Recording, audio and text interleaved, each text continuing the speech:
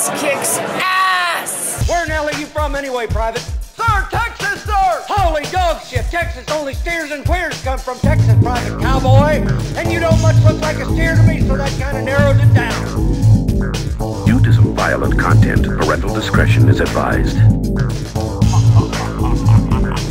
But your regenerated circuits are tuned asynchronously, and that causes concatenation in the intermediate amplifiers. That's good.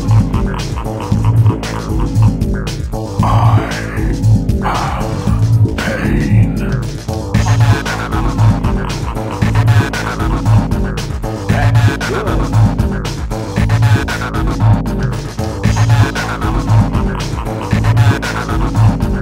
You know you're a fucking mumbling, stuttering little fuck, you know that?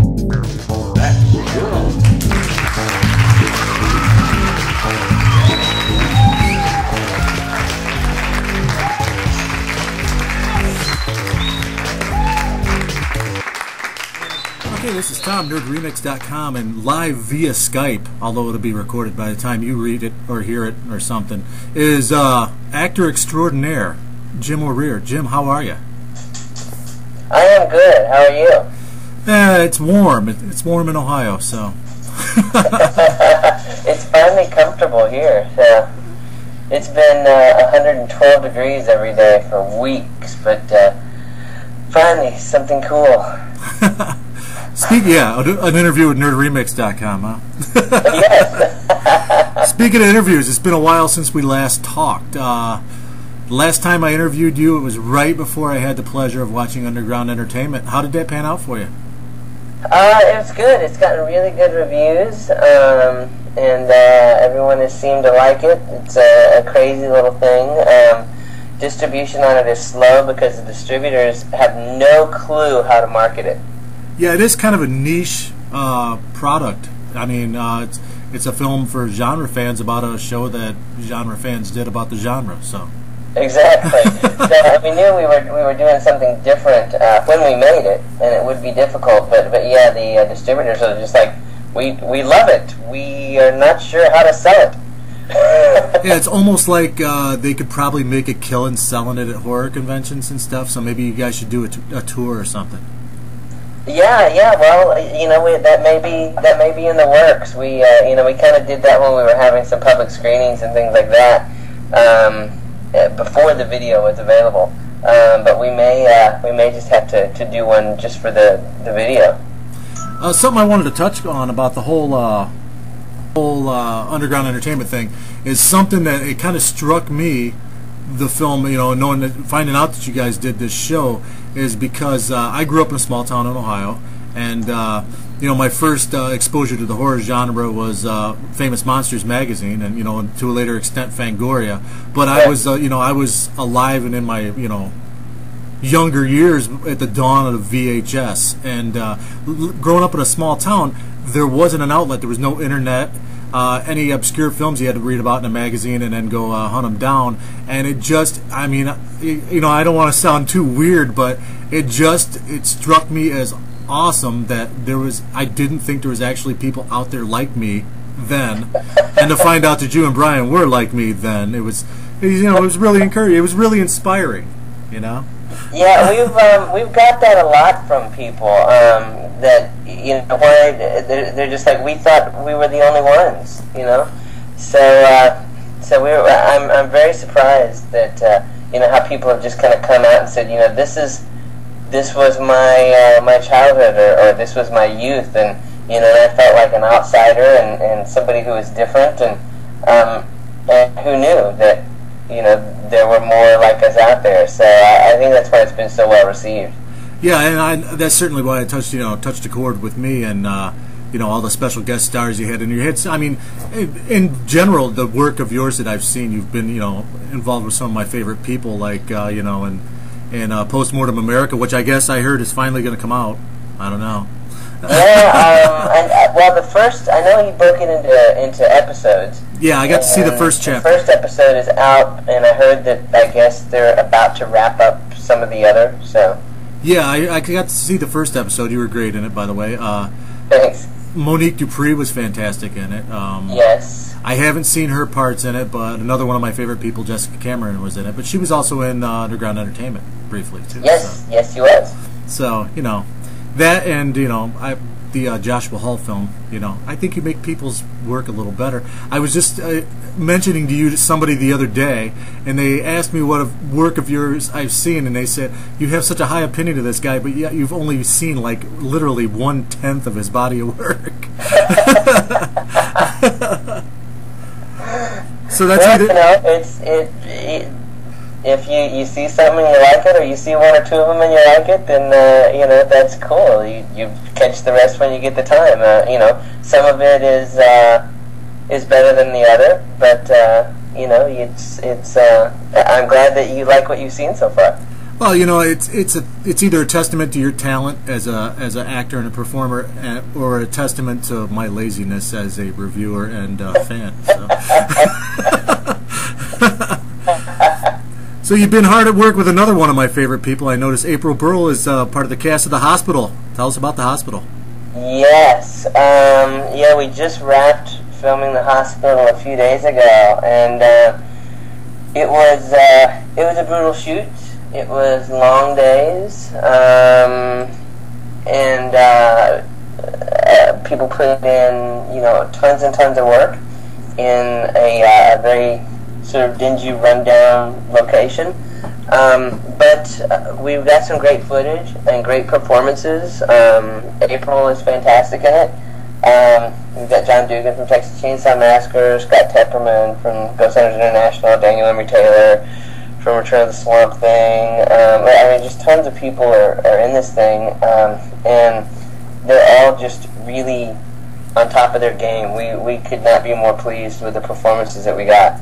Well, from what I've seen on the behind-the-scenes pictures that have been showing up on social media stuff, which I'm addicted to, it looks pretty good, and it seems that I know the location was the South Pittsburgh Hospital, right? Yeah, unofficially. They don't really want us to say that. But, oh, okay.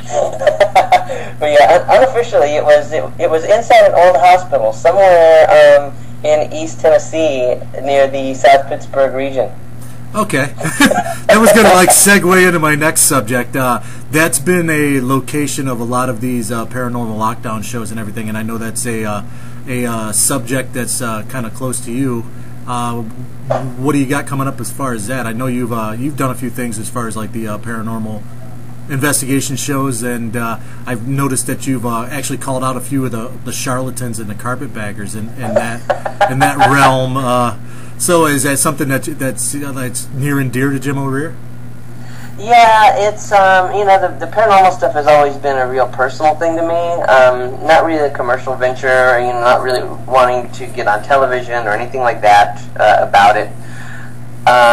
It's just been sort of a personal journey for me since I was real little, and I enjoy investigating places and going to haunted locations, and I have a little group that goes places, and we do it really for the experiences and for our own satisfaction, rather than trying to prove anything to anybody.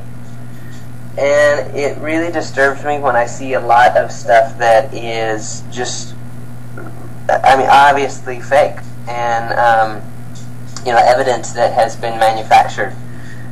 And yeah, I came out, and I usually don't say a whole lot about it, but I just got irritated not too long ago, and kind of called a couple of people out, and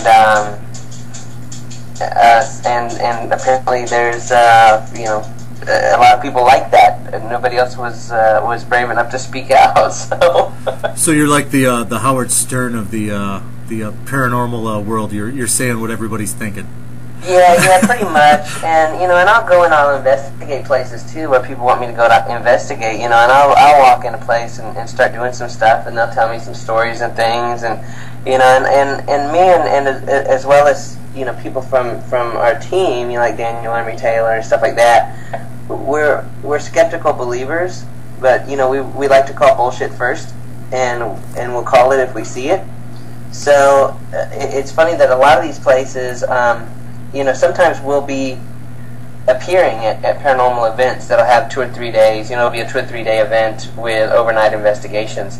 And it's funny, we'll go in and we'll lead a team the first night, and we'll go in there and we'll basically point out all the bullshit. And then the second or third night's investigations, we may lead a team, but we may only be allowed in the building for about 30 minutes. We're no longer allowed with a team in there for hours at a time. Nice. Well, I mean, is that, as far as that being more of a hobby than a commercial venture, I mean, certainly there's opportunities for it to be a commercial venture because it's kind of a fad now, so to speak. But like you said, I'm sure there is carpetbaggers and charlatans out there and people that try to manufacture evidence for ratings. But yeah, there's a lot of that going on, and I've taken part in a little bit of the commercialism of it. As far as I do appear at a lot of the paranormal shows, and I have some paranormal books in the store, and as well as I produced a documentary based on my first paranormal book, Tennessee Ghosts. I have participated in that end of it a little bit, but it's really only because people have sort of struck me into that. I never set out to do that. I was asked by a publisher to write these books, and I figured if I don't do it, somebody will, and they may not get it right. So I've jumped in there on a few things, but it really is more of a personal thing to me than anything else. That's very cool. There's the Paranormal Activity movies I didn't really dig. I thought they were kind of corny. There was an indie feature about a year and a half ago that I reviewed called The Feed that was really good, but I don't know. I haven't seen too much in that thing, but I knew it was something that you're pretty passionate about. So as far as the hospital that we just wrapped, it mixes a lot of that. It's an old timey classic early '80s style horror film, but it also mixes the paranormal into it. So it's kind of a slasher paranormal cross. It's kind of what you would get if you mix Texas Chainsaw Massacre, Hostel, Saw, and Paranormal Activity all into one film. That's a heady mix, my friend. Yes, it is. So what's on your plate now? What's next? Well, we're in post now on the hospital, so I'll be doing a lot of post on that. I am working on the series. They made a series of movies called Thong Girl, and there's about four movies. Well, it's becoming a series now. So I'm shooting a series of that. I'm also shooting a new series called The Coleman Files, which is sort of like Kolchak the Night Stalker, except in the H.P. Lovecraft universe. So I'm doing that. And as well as several upcoming appearances. Very cool. As far as the acting thing, I mean, is that something that you always had a passion for, or is it something like with the underground entertainment show you're covering the genre and you think to yourself, "Hey, I can do that," and then you develop, you figured out you had a knack for it, or It was completely by accident. I didn't want to do it. What I was really interested in was magic. And a lot of that sprang from my interest in the paranormal and haunted houses, like the Haunted Mansion at Disney, and I got into magic, and I toured for a long time as the youngest professional magician. Worked with Harry Blackstone Jr. and David Copperfield, the great Tom Sony, and stuff like that. And it was after one of those shows that a TV producer approached me and asked if I wanted to do a TV commercial. I was probably in maybe 5th grade at the time, 4th or 5th grade, and I was not interested. I told him, I don't know anything about acting. I don't act. It's not what I do. It's not what I'm interested in. I don't want to do it. But they really wanted me to do it. So after about a week or two of them begging my parents and my agent, I finally said, "I'll do your stupid commercial." And I did the commercial, and people liked what I did, although it was very little. And I started getting calls to be in more commercials and television and film. So it was kind of like the paranormal book when they came and said, asked me if I would do it. I did it because I could. So it was the same thing with the acting. People started contacting me, and I went, well, I'll do it because I can, I guess. And it just sort of took off from there. You know, that's something about you that I really admire, and you know, having this talk with you now, it increases my respect for you, man. I appreciate that. You do it for the love of the genre and the love of the work, basically, rather than the fame and the money, right? Exactly. I had always said, you know, I never wanted to be famous. I never wanted to be a superstar. I just wanted to work because I like the work. Very good, man, and you know. You were like really close to Debbie Rochon's, so you know that's got to be cool too. Yes, it was many times. I had to throw that in there. No, usually I knew you did because you're fascinated with them. Oh, I'm a complete Debbie Rochon worshipper, and I finally got to meet her in Detroit a few months ago, and I basically had a total fanboy moment. I blew it. So. She's wonderful. She's one of the best people in the genre, in the industry. She's great. Now, usually I wrap these podcasty things up with giving Derek, putting him on the spot for some words of wisdom. But since I have you on here, it was not wise at all. Being a respected genre actor, indie actor, there's probably a lot of rumors flying around about you on the internet. And I'm going to give you a chance to dispel or confirm some of those rumors. So that's good. I have a list here. I prepared a list. There's plenty. Jim O'Rear is so awesome. He was born of Zeus's thigh. That is true. Okay. That is true. You once turned down the role of Jack in Titanic. That one is not true. I actually turned down the part of Rose. Okay. Jim O'Rear wrote all of Queensryche's good tunes. I did. That one is true. Jim O'Rear is used as a unit of measure in Ireland now. That is also true, because I'm bigger than the leprechauns, so they needed something a little bit longer than that. Very cool. All right. Well, then we cleared some things up. Good. Well, I'm glad that we cleared up the one about the Titanic, because that one's been haunting me for years. Has it? Yeah, you and Leo, I mean, I'm sure you were probably banging Barbara Felly and, like, Giselle Bundchen, too, so, right? Of course. Yeah, well, you know, like you said, you don't want to be famous, so you probably, you know, kiss and tell. Jim, as always, thanks for the time, and as always, it was entertaining, and we're definitely going to look out for the hospital, and as soon as people can buy, like, mass-produced DVDs of Underground Entertainment, we're going to tell everybody to go out and do one. Excellent. Well, they can do that. It is available now through Amazon, and some of the stores that use the Amazon search engine. It's not everywhere yet because, like I said, the distribution on it is slow because they don't know how to sell it. But you can get a copy through Amazon right now. And I promise to see some more of your work.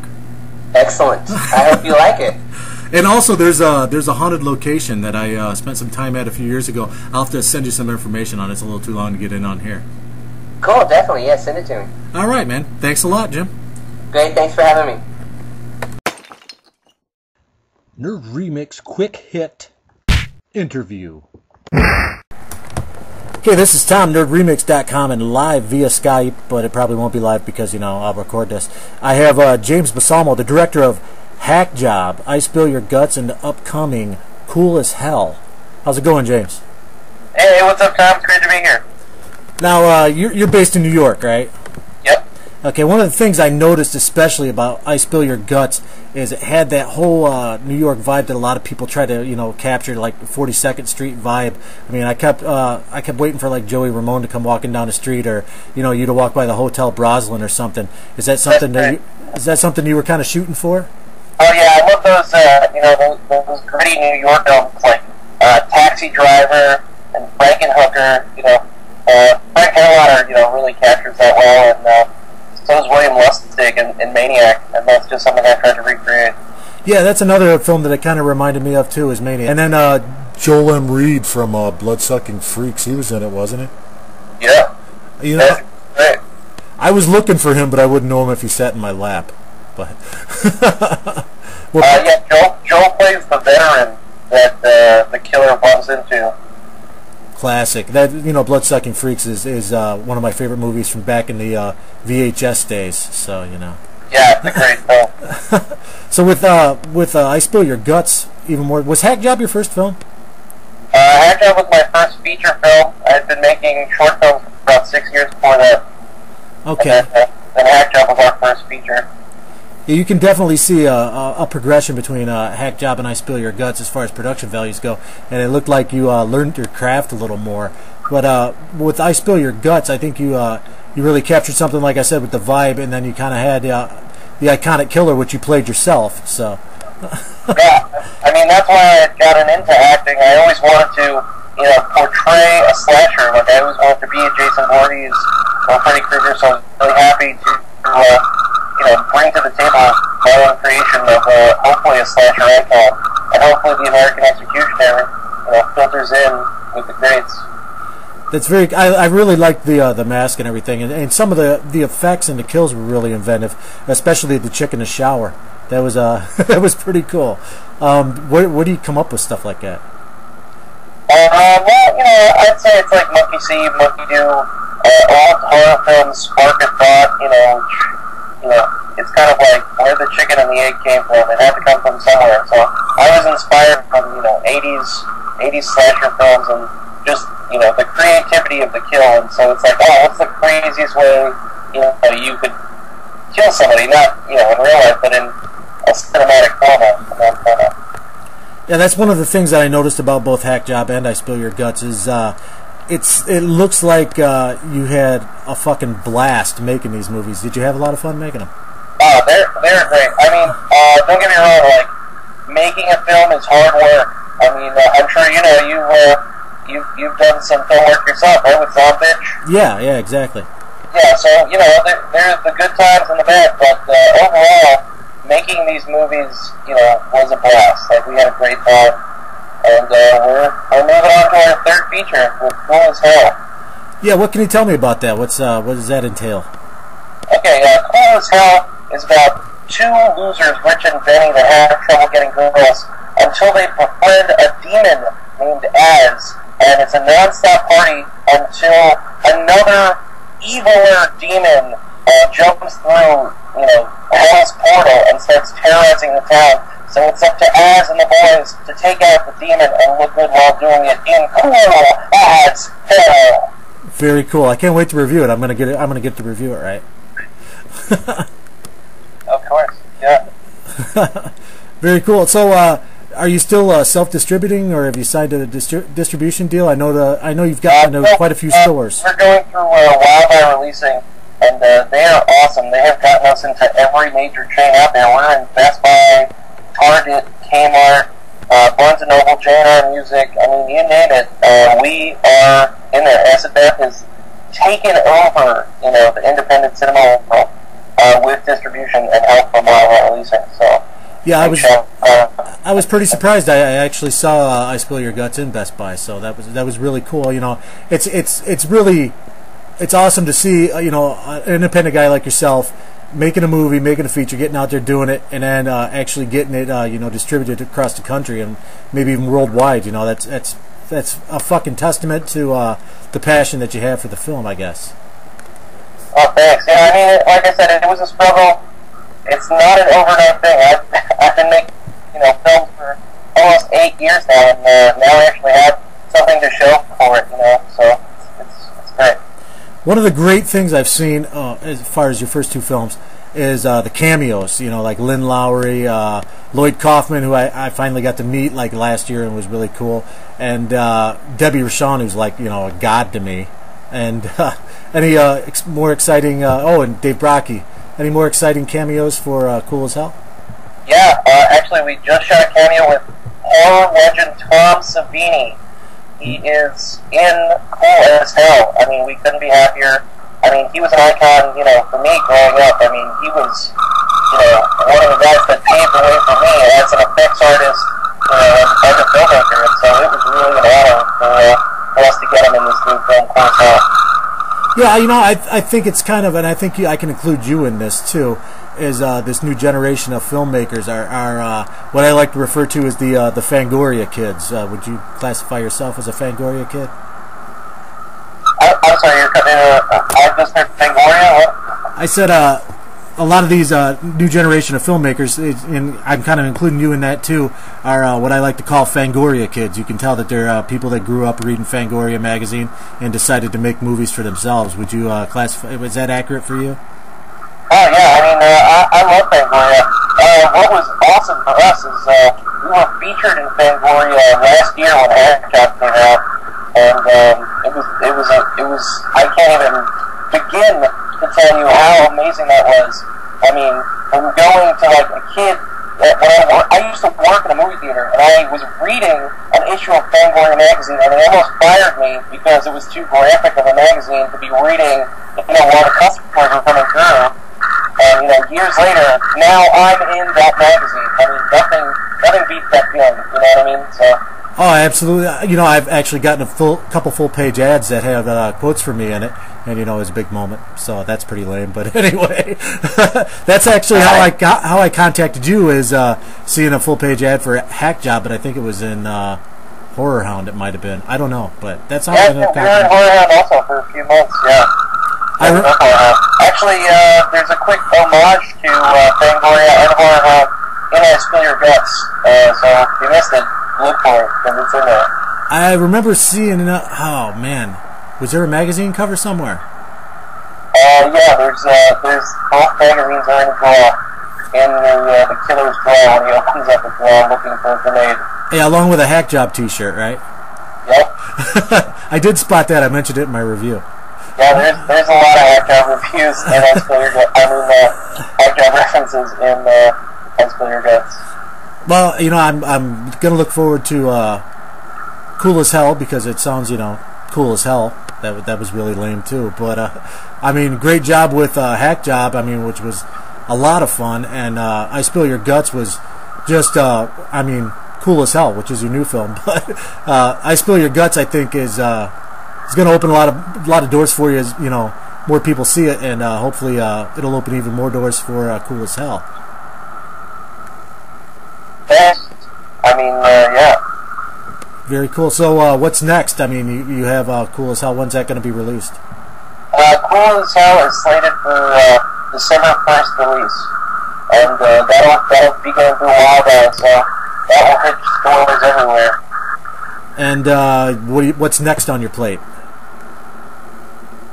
We've got a couple of things on the burner. I mean, right now we are smack in the middle of Cool as Hell, so I mean, all of the acid Bats concentration is working on this movie. But I'm also doing a short film called Creature of Science, in an anthology film called Jigger and Kid's Bag of Popcorn Terror, and that should be finished in October, hopefully. I think I saw something on Facebook about that, so I'll have to check that out.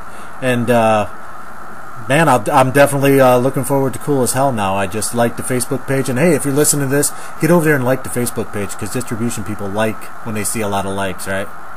Yep. Yeah. Very cool. All right, thanks, James. Appreciate it, man. Keep in touch, and we'll keep spreading the word for you. Great. Thanks, Tom. All right.